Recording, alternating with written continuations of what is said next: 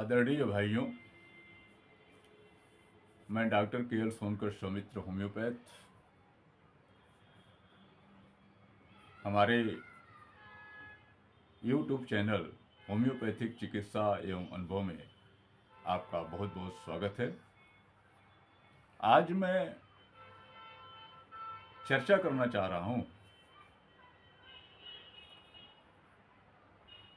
कि इस देश में या पूरी दुनिया में कुछ बीमारियां ऐसी हैं जो पूरे संक्रामक रूप से फैलती हैं। आप बुजुर्गों के मुंह से हैजा, तावन यानी प्लेग के विषय में आप सुने होंगे। आज मैं चर्चा करूंगा कुछ ऐसी दवाओं के विषय में जिसे देने के बाद इन बीमारियों का आक्रमण आप पर या आपके परिवार पर या जिसको भी आप बताएंगे, देंगे या लोग ले लेंगे, उनको नहीं होगा।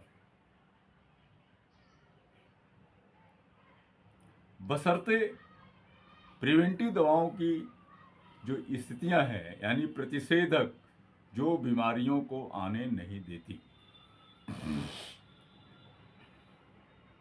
अगर उस व्यक्ति विशेष में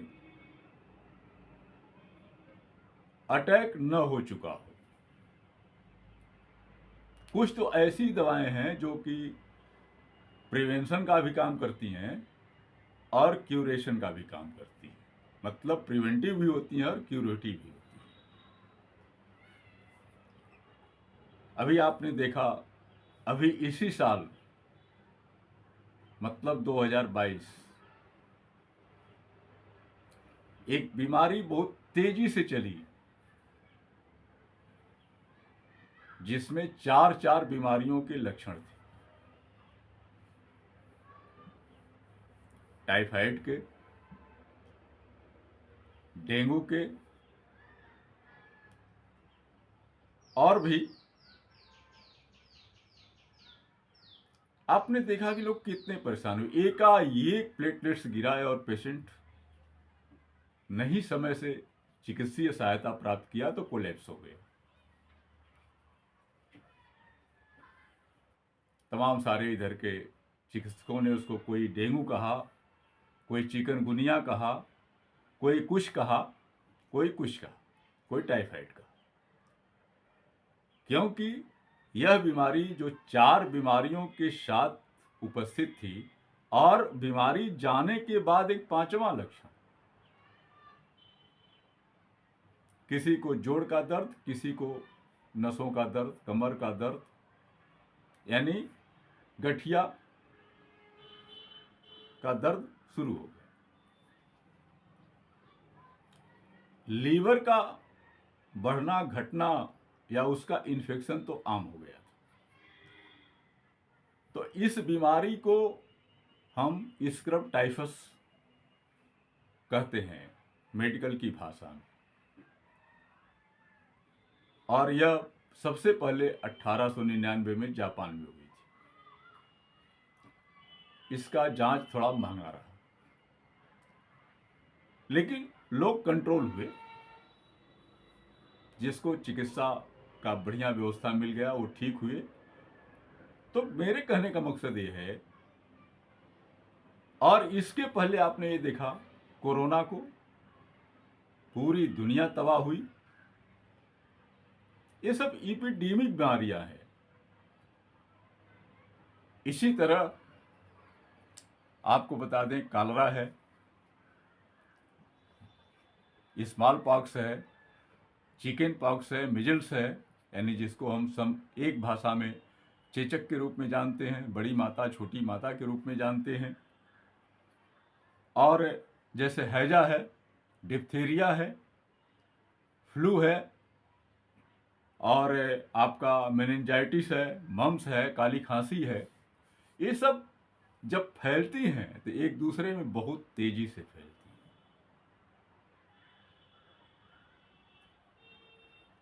आइए अब हम एलोपैथ में तमाम सारे इसके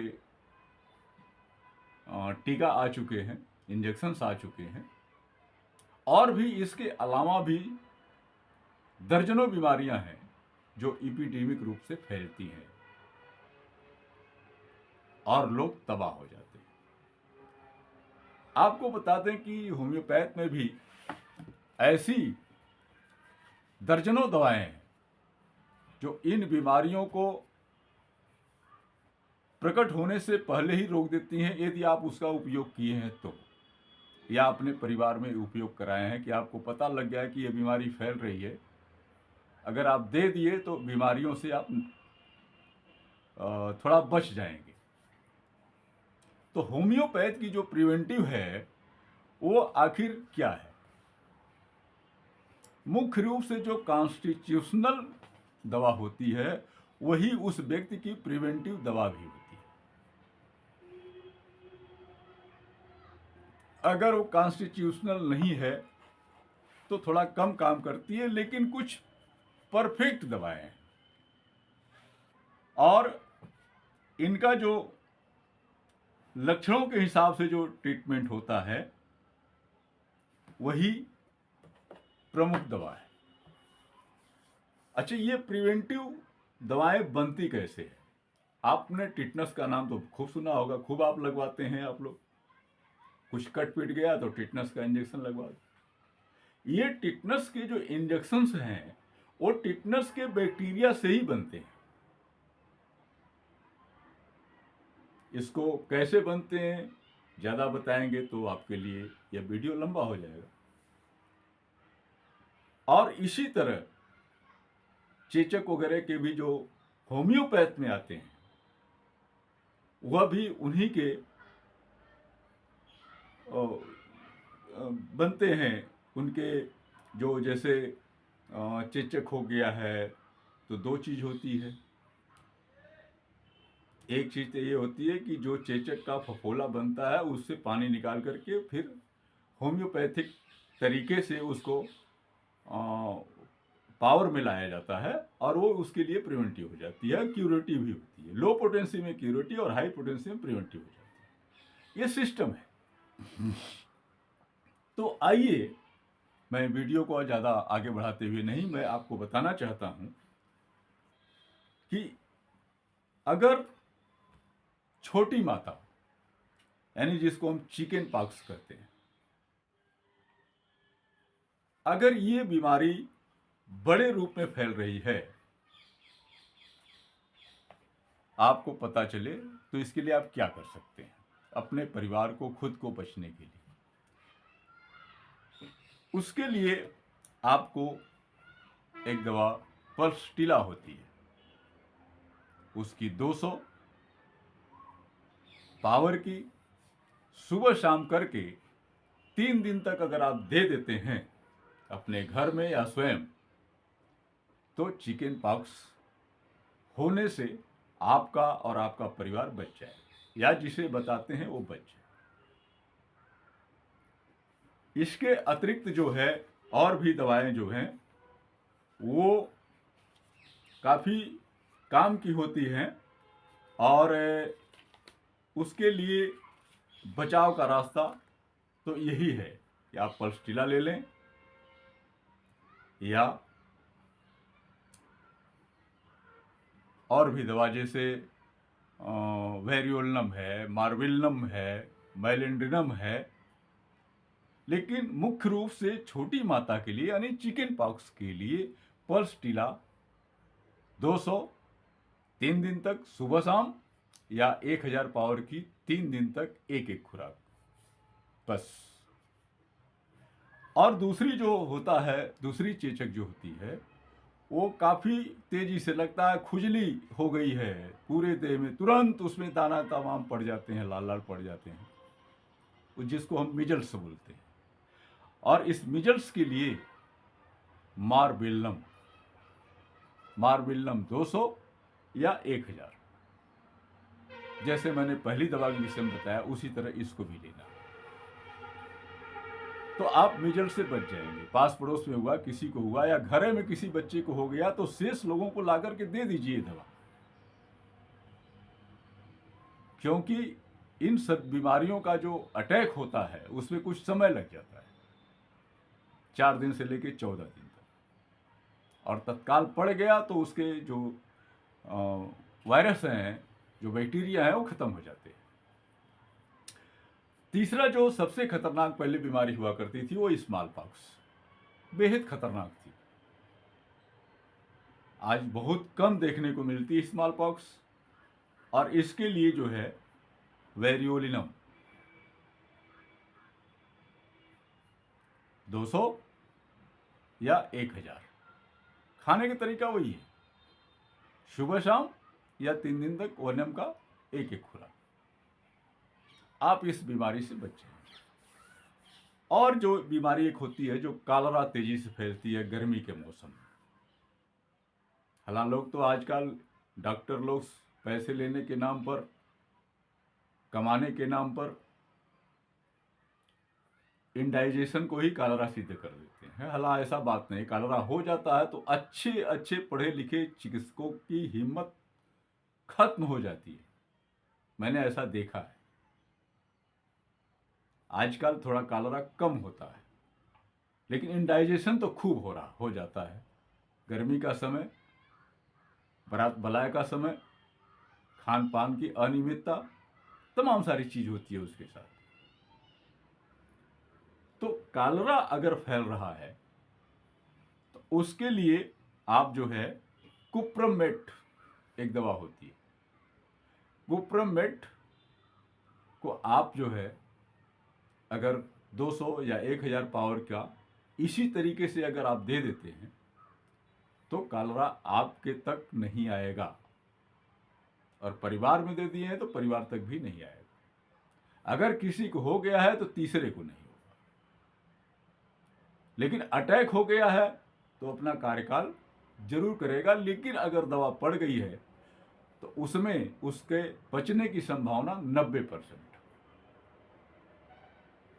इसी तरह एक बीमारी डिप्थीरिया होती है जो गले की बीमारी होती है। गले में सूजन हो जाती है, और इतना सूजन होती है कि दम घुटने से मौत भी हो जाती है। अगर ऐसा हो रहा हो, आपको डिप्थीरियम 200 या ओनियम जरूर देना चाहिए।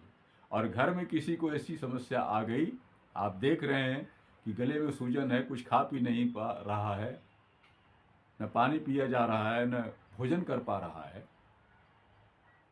और उसका सांस लेने में दिक्कतें बढ़ती जा रही है, तो डिप्थीरियम अन्य लोगों को दीजिए इस पावर में, और उसको भी 1-2 खुराक 3 खुराक दीजिए। साथ में कुछ और दवाएं जो डिप्थीरिया में चलती है उसको आपको देना चाहिए।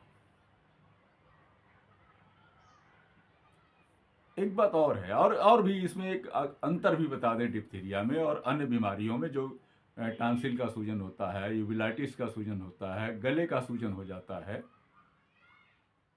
उसमें कुछ भी ऐसा होता है कि पानी तो पी लेता है लेकिन खाना नहीं खा पाता। कुछ में ऐसा होता है कि खाना खा लेता है लेकिन पानी नहीं पी पाता। कुछ में ऐसा होता है कि दोनों होता है। आप उसको टॉर्च से देख लीजिए कि क्या स्थिति है, और उसके लिए कुछ अन्य दवाएं हैं। तो भी शंका मिटाने के लिए डिप्थीरियम 1-2 खुराक और देना चाहिए। अगर पेशेंट को देख रहे हैं तो पेशेंट को भी दे देना चाहिए। एक और बीमारी होती है जो इन्फ्लुएंजा होती है, सर्दी जुकाम, एकदम एपिडेमिक रूप में फैल रहा है। तो इसके लिए आप इन्फ्लुएंजियम 200 या 1000 पावर। खाने का तरीका सिर्फ वही है। रेगुलर है तो इसको लंबा भी दे सकते हैं, लेकिन बीच की अन्य भी दवाएं हैं। अगर हो गया है तो आर्सेनिक है, ब्रायोनिया है, आर्सायोड है, हिपर सल्फर है, तो ये सब दवाएं जो जरूरत की है वो आप दे सकते हैं। लेकिन रोकने के लिए इन्फ्लुएंजियम। एक दवा और होती है मेनिंजाइटिस, जिसको हम मस्तिष्क बुखार कहते हैं। यह भी कभी कभी बड़े तेजी से फैलता है, और मेनिंजाइटिस को का जो प्रिवेंटिव है वह है बेलाडोना। और बेलाडोना की भी पावर वही 200 या ओनियम आप दे दें, और मेनिंजाइटिस का असर अन्य लोगों पर, अन्य स्वस्थ लोगों पर तब फिर नहीं होगा जो बेलाडोना को ले लिए। एक होता है मम्स, जिसको हमारे यहाँ तो देहात में उसको कनपेड़ कहते हैं, लेकिन ये कान के पास में काफ़ी सूजन हो जाती है। दोनों तरफ हो सकती है, एक तरफ भी हो सकती है। तो इस मम्स के लिए पैरोटिडिनम एक दवा आती है, इसकी भी वही 200 या 1 mg की पावर दवा उसी हिसाब से दी जाती है। और अंतिम है काली खांसी, जो बच्चों में बहुत तेजी से फैलती है, बूढ़ों में, बड़ों लोगों में भी हो जाती है, लेकिन बच्चों में तेजी से फैलती है। अगर ऐसा हो तो आपको जो है पर्टुसिन देना चाहिए, और इस पर्टुसिन का वही पावर 1 mg या 200, 1 mg ज़्यादा कारगर होता है। और यह पर्टुसिन क्यूरेटिव भी हो जाती है वहाँ। उसके साथ में अन्य भी दवाएं अगर दी जा रही है तो स्वाभाविक है कि वह बीमारी पर्टुसिन नहीं तो अगर नहीं दिया गया तो 90 दिन खींच लेगी। 3 महीना लगता है whooping कफ को ठीक होने में, जिसको कुत्ता खांसी, काली खांसी, बहुत से कुछ नाम दिया जाता है, whooping कफ। तो इस तरह अभी हमने कुछ ही बीमारियों का प्रिवेंटिव आपको बताया है। आज का पहला पार्ट है ये। इसके बाद कुछ और बीमारियों का मैं बताऊंगा। अभी दर्जनों बीमारी है जिसके प्रिवेंटिव दवा अगर आप लेते हैं तो स्वस्थ रहेंगे, परिवार आपका स्वस्थ रहेगा, बीमारी का अटैक नहीं होगा। और आज के महंगे चिकित्सा के समय में आप तमाम तरह के अधिक खर्च से बच जाएंगे, कर्ज लेने से बच जाएंगे। नहीं तो मरता क्या नहीं करता, वो कुछ भी करता है। इसलिए पहले से यदि कहा भी गया है कि prevention is better than curation, तो preventive is better than curative, तो ये बिल्कुल सही बात कही गई कि यार पहले से ही आप सावधान हैं तो आप सारी समस्याओं से बच जाएंगे। और इस चीज़ को अब आपको अच्छा लगे तो हमारी वीडियो लोगों में शेयर कीजिए, लोगों को बताइए, आप सब्सक्राइब कीजिए और अपना कमेंट दीजिए, फिर आप हमसे संपर्क कर सकते हैं। इसी के साथ आप सभी लोगों से विदा लेता हूँ। बहुत बहुत धन्यवाद, बहुत बहुत धन्यवाद।